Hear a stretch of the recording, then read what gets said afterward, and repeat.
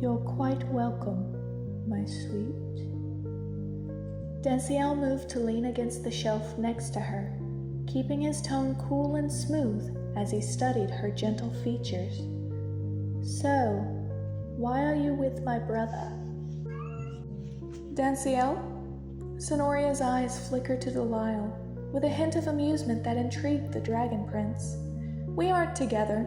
He thinks he's going to win my heart, but he won't. He'll go insane trying. Delial was intrigued as he watched her pull a book from the shelf, his forest gaze roaming her form, admiring the way that purple corset hugged her waist. So Delial hadn't claimed her officially. The thought sent a pang of possessiveness through his chest. Sonoria belonged to him, and he wanted to be the one to win her heart. He leaned forward to catch a glimpse of the book in her hands, his tone casual and curious. So you aren't actually interested in Delial? Then why are you here? Let's just say that I have something he wants and he thinks playing to my fantasies will be enough to break through my walls. Sonoria replies in a matter-of-fact tone as she flipped through the book, her doe eyes skimming over the pages. But I can tell it's all an act. It only works if the intentions are genuine. You see through the masks people wear, don't you, my little enigma? Delial noted with fascination. She was not only intelligent, perceptive, and enigmatic, but she seemed able to read people's hidden faces with ease. Delial couldn't help wondering what she might have picked up from him. But if that's the case, Delial wondered aloud in a curious tone, why are you still here? Why not escape? He felt a pang of protectiveness at the thought of Sonoria running away, but he pushed it down, wanting to understand this mysterious and captivating woman. Sonoria's chocolate doe eyes glance over Delial with an almost calculating gaze, seeming to consider something as she carefully placed the book back on the shelf.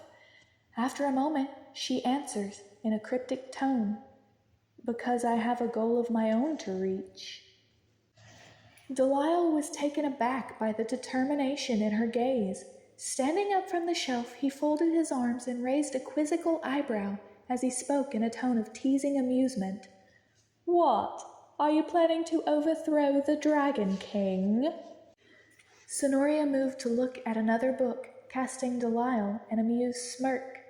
The look of intensity hidden in her gaze sent a shiver of desire through Delial, making his eyes widen in realization.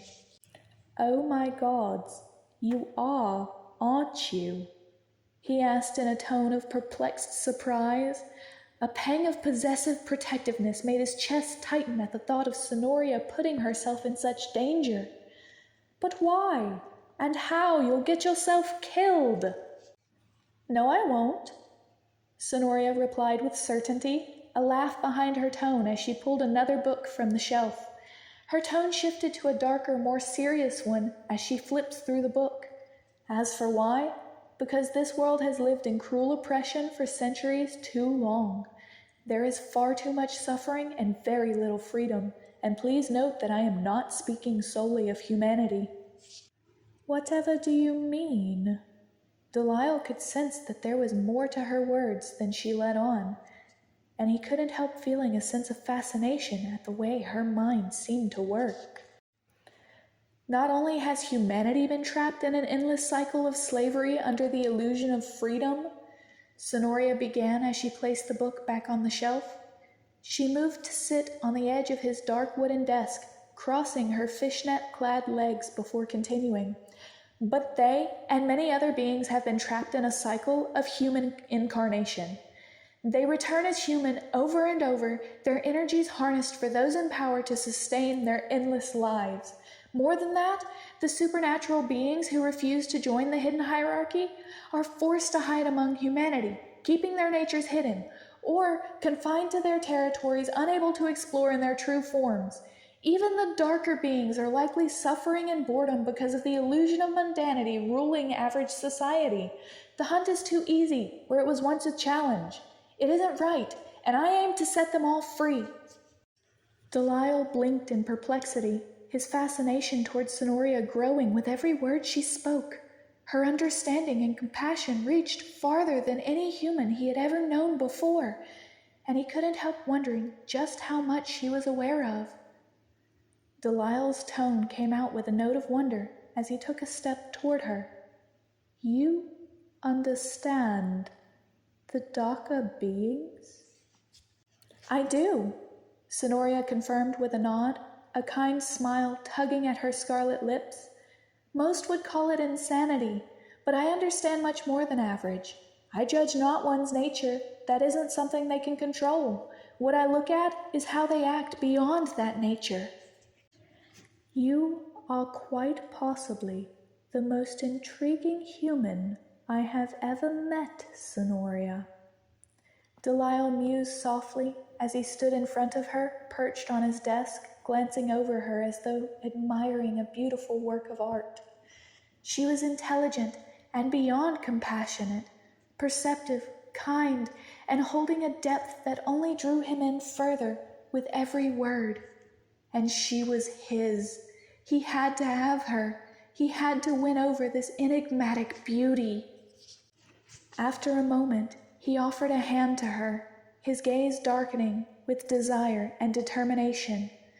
Allow me to help you in this endeavor, my dear Sonoria. Let me help you free the world from my brother's clutches, and we can build a better, more free world filled with color, adventure, and fairness. Sonoria glanced from his hand to meet his gaze with a look of surprise. You wish to help me overthrow your brother? You want to create a free and fair world. Yes, Delial replies without hesitation, a hunger in his gaze as he waited for her to take his hand. I, like you, have grown tired of the mundane illusions my brother uses to control this world. I wish to see it freed, to see what could be if it were allowed to simply exist.